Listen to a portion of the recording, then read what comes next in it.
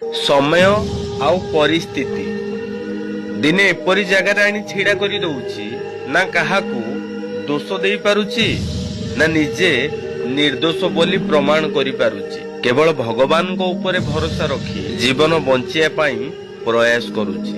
ଯେଉଁ ପ୍ରେମ, ଯେଉଁ ପରିବାର, ଯେଉଁ ସମ୍ପର୍କୀୟ ଦିନେ ମୋ ପାଇଁ ବ୍ୟତିବ୍ୟସ୍ତ ହେଉଥିଲେ, ସେହି ପ୍ରେମ, ସେହି ସମ୍ପର୍କ, ସେହି ପରିବାର ଆଜି ମତେ ଦେଖିଲେ ଘୃଣା କରୁଛନ୍ତି।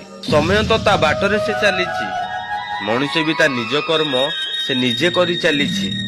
ଯେଉଁ ମଣିଷ ପାଖରେ ସବୁ ଶୂନ ହେଇଯାଉଛି ନା, ସେହି ମଣିଷକୁ ପ୍ରେମ, ସମ୍ପର୍କ, ପରିବାର ସବୁଦିନ ପାଇଁ ଦୂରେଇ ଦଉଛି। ପ୍ରେମ, ପରିବାର ପାଇଁ ଯିଏ ଦିନେ ବି ଭଗବାନଙ୍କୁ ଡାକୁନଥିଲା, ଆଜି ତା ସହିତ ଭଗବାନ ଅଛନ୍ତି। କହିବାର ତାତ୍ପର୍ଯ୍ୟ ହେଉଛି, ପର ପାଇଁ ଯିଏ ସବୁ କିଛି ତ୍ୟାଗ କରିଦେଇଥିଲା ନା, ତା କର୍ମକୁ ଦେଖି ଭଗବାନ ଆଜି ତା ସାଥିରେ ଅଛନ୍ତି।